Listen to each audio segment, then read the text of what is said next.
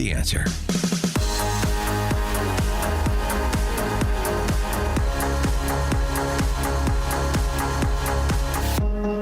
Top of the morning, Dan and Amy. Pretty soon, Marco Rubio is going to have every job in the federal government except First Lady. He has replaced Mike Waltz as acting National Security Advisor after Waltz was announced that he would be moved to U.S. Ambassador to the UN. That requires Senate confirmation. J.D. Vance was asked about that move in his sit-down with Brett Baer and called it a promotion. So it wasn't let go. He is being made ambassador to the United Nations, which, of course, is a Senate-confirmed position. I think you can make a good argument that it's a promotion. But we brought Mike on to do some serious reforms of the National Security Council. He has done that. I like Mike. I think he's a great guy. He's got the trust of both me and the president. But we also thought that he'd make a better UN ambassador as we get beyond this stage of the reforms that we've made to the National Security Council. You saw the president announce that Marco Rubio is going to step in as interim leader of the National Security Council. So I think the media wants to frame this as a firing. Donald Trump has fired a lot of people. He doesn't give them Senate-confirmed appointments afterwards. What he thinks is that Mike Waltz is going to better serve the administration, most importantly, the American people in that role, and I happen to agree with him. He was also, Vance was asked about any other moves coming, any other quote-unquote promotions coming, what's Secretary of Defense Hegseth's standing at present? Certainly, yes. Pete Hegseth is safe, and I think our cabinet secretaries, you saw yesterday the president, they're all doing a great job. On Pete in particular, I think the thing that is most underappreciated about Pete Hegseth and the great job that he's doing is we came in with the military with a serious morale problem. Recruitment and retention goals in most of the major services were way off. Pete has brought a certain esprit de corps. I think the leadership style has inspired a lot of people to join the military. We're now exceeding our recruitment goals. So, yes, we've got total faith in Pete. Well, for more on this and other geopolitical matters, Stephen Bucci joins us for a weekly conversation. He served America for 3 decades as an Army Special Forces officer and top Pentagon official, now a visiting fellow in the Heritage Foundation's Allison Center for Foreign Policy Studies. Stephen, thank you. It's always my pleasure. Thanks for having me back on the show. Okay, I mean, a promotion, really? No, look, the UN ambassador's position is an important one. It is Senate confirmed. It's a big deal. It's not as important in the big scheme of things as the National Security Advisor's role.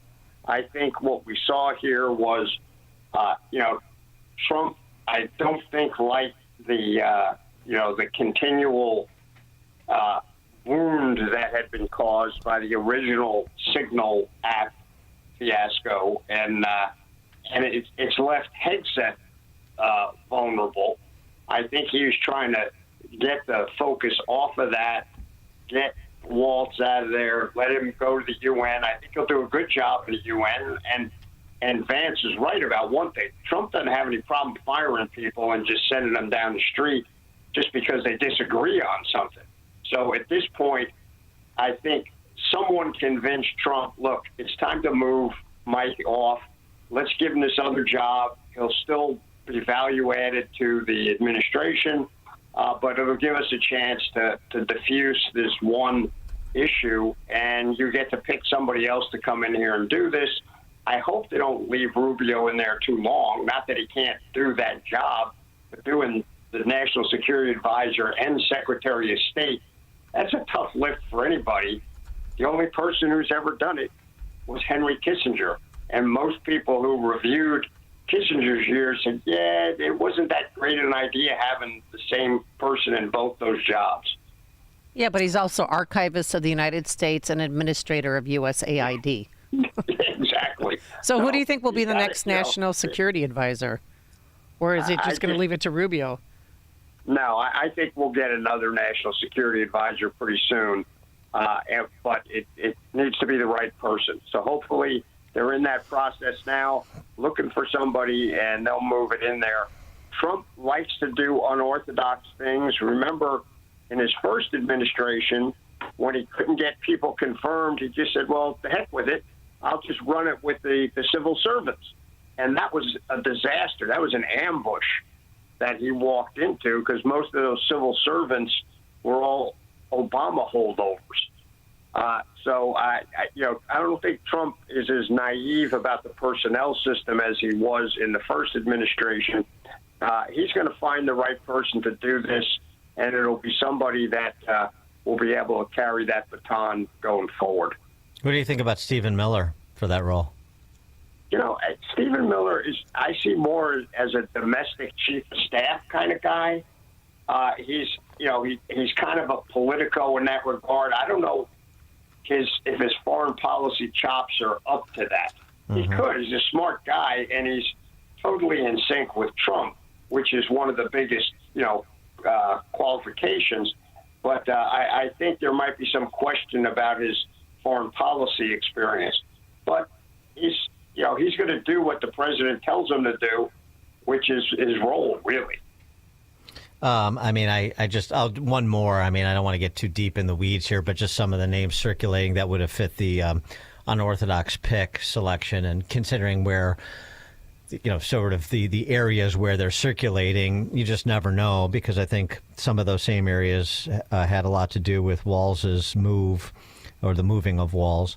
Michael Anton, worked at the State Department in Trump 1, wrote speeches. Flight 93 election, he penned that infamous piece in 2016. What do you think about him? I don't know him that well personally, or even as an observer that much. So I'm going to say I would not recommend that one. Though having a national security advisor that's not completely notorious is actually okay. Okay. Have its advantages.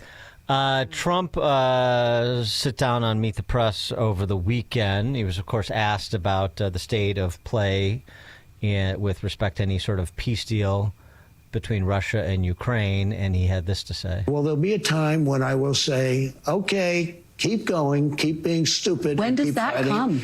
Are you close to it? Sometimes I get close to it, and then positive things happen, okay? What's the red line for you? At what point do you say, that's it, we're walking away? Well, there'll be a time when I may say that, and if I do, there may be something I can't, maybe it's not possible to do. There's tremendous hatred, just so you understand. Kristen, we're talking tremendous hatred between these two men and between, some of the soldiers, frankly, between the generals. They've been fighting hard for 3 years. I think we have a very good chance of doing it. Very quickly, if you do walk away, would that mean that you would pull military and intelligence? I don't want to say that now. It's too early to say that. Well, your reaction, Stephen? Well, first of all, I'm glad we finally got a president that realizes he doesn't have to tell the Kristen Welkers of the world everything he's going to do. That's not a requirement. In fact, it's kind of, okay, they're going to ask the question. They're journalists. They're trying to get somebody to say something that'll give them their Pulitzer. But frankly, they want the Pulitzer whether it hurts or helps the country. That's irrelevant to them.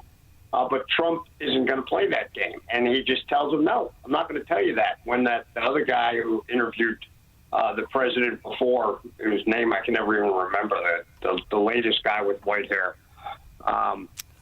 last week, and he said, no, I'm not going to tell you that. I would never tell you that.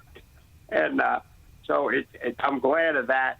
I thought his answers were legitimate. He's looking at these guys, and you don't necessarily want to draw a red line publicly unless that's really where you want to make your stand from a policy standpoint, right? Obama did that, and then just let him blow it off in Syria. That totally loses credibility. That there's times when that uncertainty on the part of the people you're trying to influence is okay. You want them to not be real sure of what you're going to do unless it's, if you really do this, I'm going to hammer you. And that's really what you're going to do. So do you expect this limps on for a while yet? Because I guess you have to start from the premise to allow this to limp on for a while. That if Trump really were to walk away, and that Russia would essentially at some point roll into Kyiv and take the country, and that would be a disaster on a number of levels. I mean, is that the premise from which you're starting when you analyze the state of affairs there? I think, look, the Ukrainians are going to keep fighting whether we help them or not. So if we just walk away, I think eventually the Russians are going to wear them down and they're going to be able to take the country. I don't think that's really a good outcome. I don't think, with the mineral deal we just did, that's definitely not an outcome we're going to allow to happen, because that would sort of negate that mineral deal. And we want that deal because we need those minerals. And we darn sure don't want the Russians to have them. That's the same as giving them to China. But I think it will limp on a little bit because Trump said, look, I'm putting some markers down. I'm talking to these guys. I think we're making progress. So he's hoping to get to peace. If that's unsuccessful, we're not really sure what the administration is going to decide to do. They have not elaborated on that. And, we just need to wait and see what's happening. We don't know what's being said behind those closed doors. How hard is Trump really being with Putin? Or, he could be harder core than we think. Secretary of State Rubio, going back to him momentarily, because this is yet another instance where we see the West moving in the direction of authoritarianism, or worse, frankly, reporting that Germany just gave its spy agency powers to surveil the opposition Alternative for Democracy, AfD party. Rubio posted, "That's not democracy, it's tyranny in disguise. What is truly extremist is not the popular AfD, which took second in the recent election, but rather the establishment's deadly open border immigration policies that the AfD opposes. Germany should reverse course." And, there's been a series of these incidents, if you will. Marine Le Pen banned from an election in France, Bolsonaro banned from an election in Brazil, Ceausescu election win canceled in Romania, and now AfD designated as an extremist group to give the spy agency the appearance of legitimacy in surveilling them. Is this something that, Rubio is taken to opine on this, so it's got to be important and concerning that Western allies or even allies in Eastern Europe, like Romania, are trending in a disturbing direction. Yeah, it is concerning. We don't want our allies and friends going to extremes in either direction.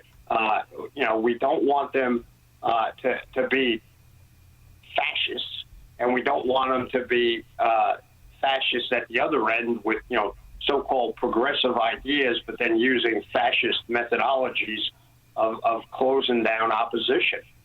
We want there to be at least two parties in each of the countries that we support and work with, so there's some, at least, modicum of freedom. This is a disturbing trend because you notice they didn't really do much of this stuff until conservatives started to really come to the fore again. And now all the progressives in Europe, which is, the whole bureaucratic state there in the EU and everything else, they just think that's anathema. You can't have that anymore. And they use the specter of a Nazi kind of party standing up. Anybody who goes even slightly to the right, that's where they get tarred. Gee, that sounds pretty familiar to me.